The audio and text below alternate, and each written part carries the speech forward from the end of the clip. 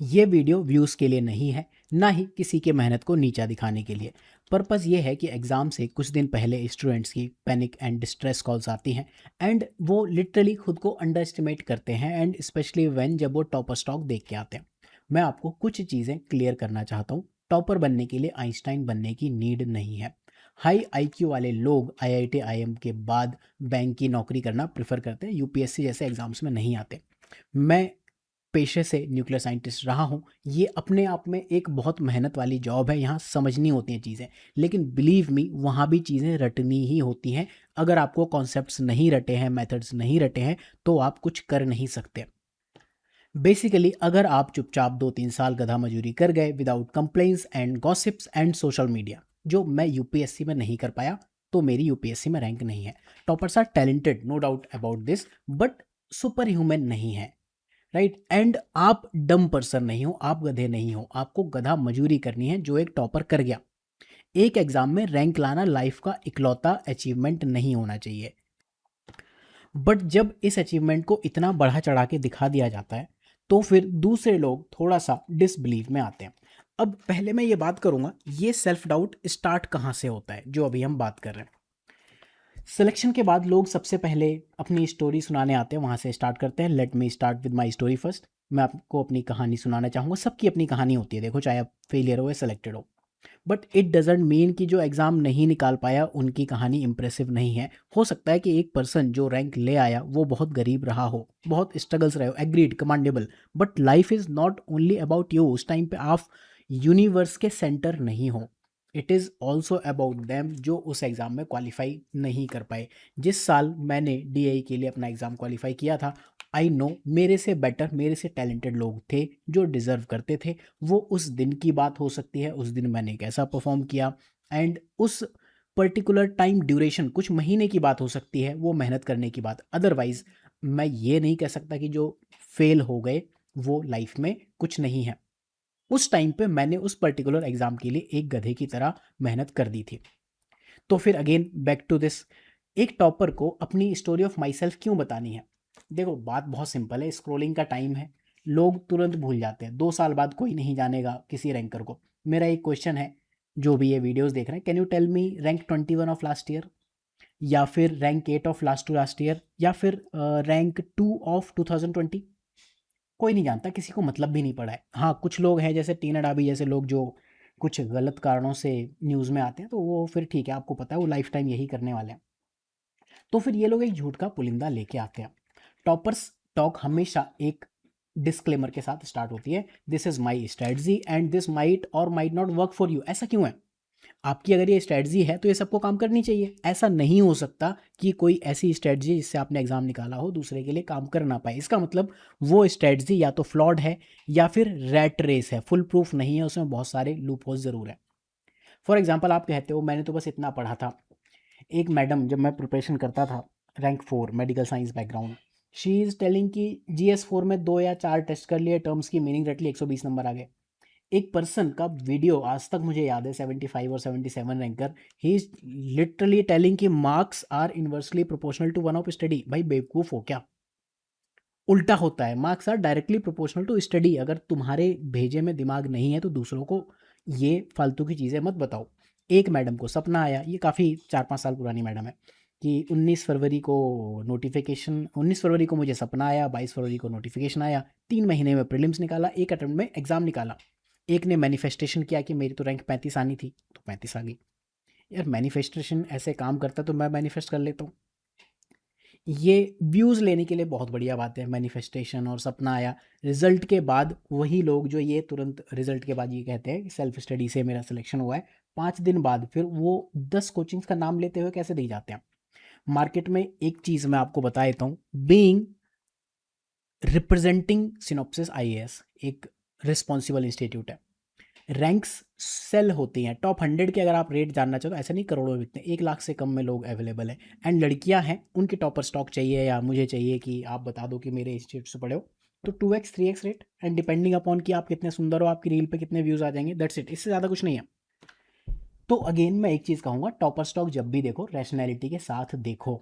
They are not super human, and अगर आपका exam नहीं निकल रहा तो आप गलत नहीं हो, बस आप कुछ चीज़ें गलत कर रहे हो, आपको ठीक करने की नीड है। कई बार हम ये टॉक्स सुनकर सेल्फ डाउट में आ जाते हैं, हमें लगता है कि यार इसके जैसा पर्सन सेलेक्ट हो गया, कि मैं ही बेवकूफ़ हूँ। मैं आपको कुछ चीज़ें बता सकता हूँ कि जो सेलेक्ट हो गए उनके सिलेक्शन के क्या रीज़न है। इनफैक्ट जिस साल मैंने अटेम्प्ट दिया मेरे साथ जो लोग सेलेक्ट हो गए एंड जो मैं नहीं हुआ फाइनली। पहला, दे आर गुड मैनेजर्स। जो टॉपर्स को रियलाइजेशन नहीं है वो बहुत बढ़िया मैनेजर्स हैं, सेल्फ मैनेजमेंट बहुत बढ़िया कर लेते हैं, टाइम मैनेजमेंट बहुत बढ़िया कर लेते हैं, फैमिली मैनेजमेंट बहुत बढ़िया कर लेते हैं, चाहे वो मैरिड हो या ना हो, दोनों केस में। दूसरा, हार्ड वर्क करते ही करते हैं। जो ये थंबनेल दिखते हैं ना, मैंने तो बस इतना ही पढ़ा था, वो आपको बेवकूफ़ बनाने के लिए है। हार्ड वर्क अनअवॉइडेबल है। तीसरा, गाइडेंस। पूरा यूपीएससी इकोसिस्टम आज की डेट में न्यूक्लियर एनर्जी से पावर्ड है एंड वो न्यूक्लियर एनर्जी यहाँ से आती है, राइट। विद टाइम आपको ये चीज़ रियलाइज़ हो जाएगी, आपको लगातार विद प्रूफ्स ये चीज़ देखने को मिलेगी।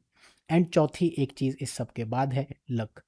मेरे अदरवाइज 3 अटेम्प्ट में 6 नंबर, 11 नंबर एंड 22 नंबर से एग्ज़ाम नहीं रह जाता, मेंस नहीं रह जाता।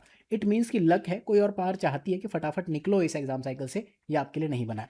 Now having said all this, मैंने आपको ये बता दिया टॉपर्स किन 4 चीज़ों की वजह से सेलेक्ट हो रहे हैं। एक चीज़ सुनो ध्यान से, most of us are average human being, जिसमें मैं खुद को भी मानता हूँ। All of us have average memory and understanding. 5-6 reading के बाद सब्जेक्ट समझ आना शुरू होता है मुझे, और मुझे यानी कि मेरे जैसे बहुत सारे लोगों को भी। मैं ये चीज़ बेट कर सकता हूँ, जिस पैराग्राफ में मुझे दिक्कत है उसी सेम पैराग्राफ में सबको दिक्कत है। फॉर एग्जांपल मैं आपको लक्ष्मीकांत की line by line, paragraph by paragraph बता दूंगा जहाँ आपको दिक्कत है। सिटीजनशिप चैप्टर में दिक्कत है कि नहीं है, डेलीगेशन वाली लाइंस में दिक्कत है कि नहीं है, आर्टिकल 13 जहाँ एक्सप्लेन किया हुआ वहाँ दिक्कत है कि नहीं है, पंचायत में जहाँ एज बताई हुई है कि इतने साल से तो ज़्यादा होना चाहिए लेकिन 21 साल से इतना होना चाहिए, ये क्या है, नहीं आता समझ में। पॉलिटी के लिटरली फर्स्ट अटेम्प्ट में मैंने 20 से ज़्यादा रिवीजन किए थे, लगभग सब सब्जेक्ट के किए थे, तो प्रीलिम्स हर बार निकला है, लेकिन 20 से ज़्यादा रिवीजन करने के बाद भी क्वेश्चन एग्जाम में गलत किया। मेरी पॉलिटी की बुक की हालत देखना, कभी मैंने अपलोड भी की हुई है, जहाँ पे मैंने बताया था 50% टाइम में पॉलिटी कैसे ख़त्म करनी है। हाँ, अब ये हो सकता है आपको लगे एग्जैजरेशन है, मेरा एक क्वेश्चन है, आप चलो एक अटेम्प्ट में नहीं 4 अटेम्प्ट में अगर निकाल रहे हो तो 5-5 करके अगर आप 4 अटेम्प्ट में पढ़ रहे हो तो भी आपके 20 रिवीजन हो गए। देख, रिवीजन ऐसे नहीं होता है कि 20 रिवीजन में आपको 2-2 महीने लग रहे हैं तो 20 इंटू 2 80 महीने लगेंगे। पहला रीडिंग मान लो 2 मंथ्स आप टाइम लेते हो, अगली रीडिंग में आप 15 डेज लोगे एंड लास्ट रिवीजन आपका 6 से 8 घंटे, बिल्कुल वो चीज़ें जो आप भूल जा रहे हो। इस तरह से 20-22 रिवीजन्स हम करते हैं चीज़ों के, ठीक है। अब मैं आपको एक चीज़ ऑनेस्टली बताऊं, मेरे सिर्फ 5 रिवीजन से क्वेश्चन सही नहीं होते। लोग कहते हैं कि GS4 में 4 टेस्ट लगा के 120 मार्क्स आ गए। मेरे साथ, दूसरे की बात नहीं कर रहा हूँ, मैं अपनी बात बता रहा हूँ, हो सकता है आप मुझे डम कह दो, ये इशू होता है एग्जाम से पहले कि नॉन कॉपरेशन पहले हुआ था या CDM पहले हुआ था। लिटरली ये ना, मैं एग्जाम से पहले स्ट्रगल कर रहा था याद करने में, सॉइल्स में मिनरल्स कौन से प्रेजेंट है कौन से एब्सेंट है, ये एग्जाम से एक रात पहले मैं एक फर्रा सा लेके बैठा था रटू मैट के। अब उसके कितने चांसेस हैं एग्जाम में आने के वो आप सब जानते हो, ठीक है। तो ये सुपर ह्यूमन की कहानी बताकर लोगों को जो भी मिलता है वो गलत है। इनफैक्ट जो लोग सेलेक्ट हो गए हैं उनके लिए मैं एक चीज़ आपको और बताना चाहता हूँ, ये चीज़ आपको हो सकता है आपका करियर बना दे। जब भी आप सेल्फ डाउट में आओ, किसी टॉपर स्टॉक को सुनो या फिर उनके वीडियो के नीचे कमेंट करके देखो या उनसे पूछ लो, कितने लोग ये कह सकते हैं जो एक बार रैंक ले आए कि मैं ये रैंक रिपीट कर दूंगा या ये मार्क्स रिपीट कर दूंगा, कि मैं जब भी एग्ज़ाम में बैठूंगा या एग्ज़ाम में बैठूंगी तो कोई ना कोई एक रैंक ज़रूर ले आऊँगा। कितने इरा सिंघल हैं इस मार्केट में, कितने प्रदीप सिंह हैं, कितने मुदित जैन हैं जो हर बार सेलेक्ट हो सकते हैं ऑलमोस्ट सिमिलर रैंक से। इरा सिंघल लगभग हर बार सेलेक्ट होती थी, 1 साल का ब्रेक लिया उन्होंने, डायरेक्टली रैंक 1। बाकियों की कहानी भी आपने सुनी होगी। नेक्स्ट टाइम तो प्री भी फिर से निकल जाए इसका भरोसा नहीं है, बंदा आके आपको गोली दे रहा है कि ये मेरी स्ट्रेटजी है एंड, तो ऐसे लोगों को, कुछ लोगों को छोड़ दो, जो मैंने आपको 3-4 एग्जांपल दिए, इरा सिंघल मैम का, मुदित जैन, प्रदीप सिंह, तो बाकियों को देख के तो लिटरली कई बार हम शौक में आ जाते हैं, ये प्राणी सेलेक्ट कैसे हो गया, क्या हम ही बेवकूफ़ रह गए? Answer is no. तो मैं ये चीज़ बताना चाहूँगा कि आप क्या करोगे, 4 चीज़ें जिससे आप टॉप कर सकते हो। पहली चीज़, मैनेजमेंट आपको करनी है, ये मैनेजमेंट का एग्ज़ाम है। मिनिमम आप ये मान के चलो, अगर आप प्री यहाँ दे रहे हो एंड मेंस यहाँ दे रहे हो एंड अगला प्री, ये पूरी एग्ज़ाम साइकिल है, यहाँ तक तो रिजल्ट आता है, तो ऑलमोस्ट अगर आप रैंक 1 भी आ रहे हो तो प्री के 1 महीने पहले अभी रिजल्ट आया, यहाँ तक तो आपको पढ़ना ही है। एंड प्री से अगर आप 4 महीने पहले भी पढ़ना शुरू करते हो तो मान के चलो मिनिमम 1.5 ईयर्स का एग्जाम है, प्रोवाइडेड कि आपने 4 महीने में प्री निकाल लिया और एक ही अटेम्प्ट में एग्जाम निकाल लिया। यूपीएससी का डेटा कुछ और कहता है कि जनरल कैटेगरी में 3.5 अटेम्प्ट चाहिए, ओबीसी में 4.2 अटेम्प्ट, एससी एसटी में लगभग 6 अटेम्प्ट के आसपास है। लड़कियों को 0.5 अटेम्प्ट लगभग कम लगता है, एंड हिंदी मीडियम में 1 से 1.5 अटेम्प्ट ज़्यादा है, राइट।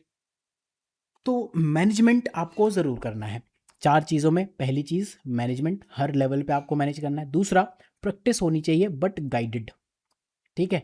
गाइडेड प्रैक्टिस का मतलब क्या है? पीवाईक्यू बेस्ड प्रिपरेशन आपने सब जगह सुनी होगी, बट बेसिक बुक जैसे ही आप कंप्लीट करो तो आंसर राइटिंग पे no answer writing, no test series, सीधे पीवाईक्यू लर्न करो, रटो।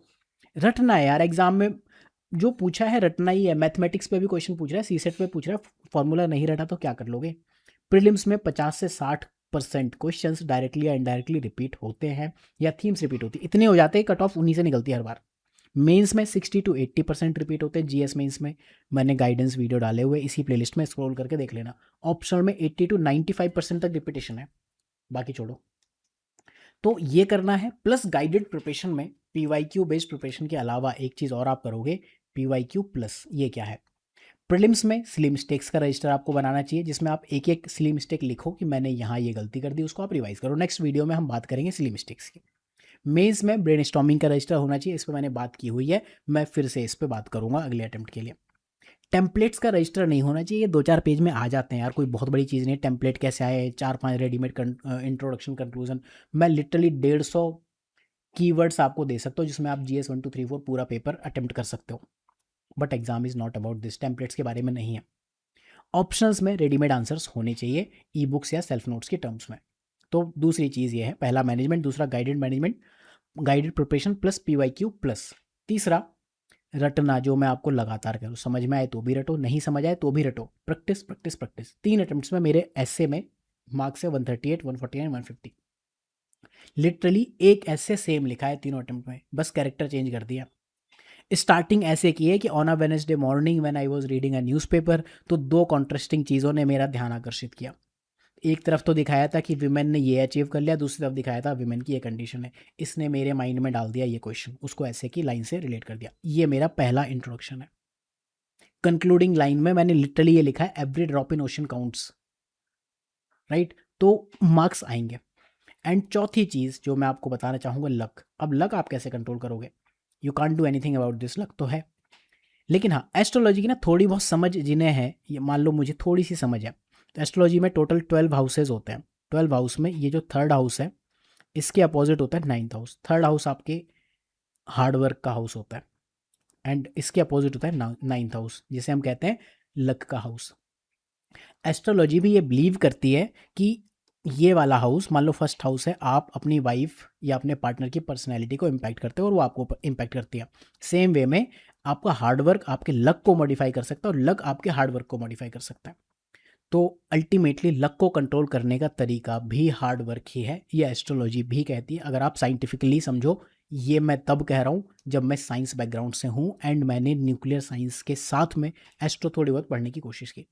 दूसरी चीज़, जो आपका करियर का 10th हाउस होता है उसके सामने 4th होता है। बेसिकली घर में अगर शांति नहीं है, आपकी लाइफ में शांति नहीं है, तो फिर कुछ होने वाला नहीं है। तो ये चीज़ें आपको ध्यान रखनी है। आप अपनी जो ग्रह चाल दशा है उनको तो कंट्रोल नहीं कर सकते, लेकिन हार्ड वर्क से और काम माइंड से फैमिली को, अपने नोन लोगों को आराम से हैंडल करके अपने लिए पीसफुल चीज़ें अचीव कर सकते हो। इसमें मतलब कहना भी क्या है, आप कहोगे साइंटिफिकली सही है गलत है जो भी है, होपफुली मैं आपको समझा पाया हूँ। एंड मेरा अल्टीमेट पर्पस जो मैंने वीडियो के स्टार्टिंग में बताया था, अगर आप उससे वहाँ तक आप पहुँच पाए then it is well and good. Thank you for watching, मिलते हैं नेक्स्ट लेक्चर में।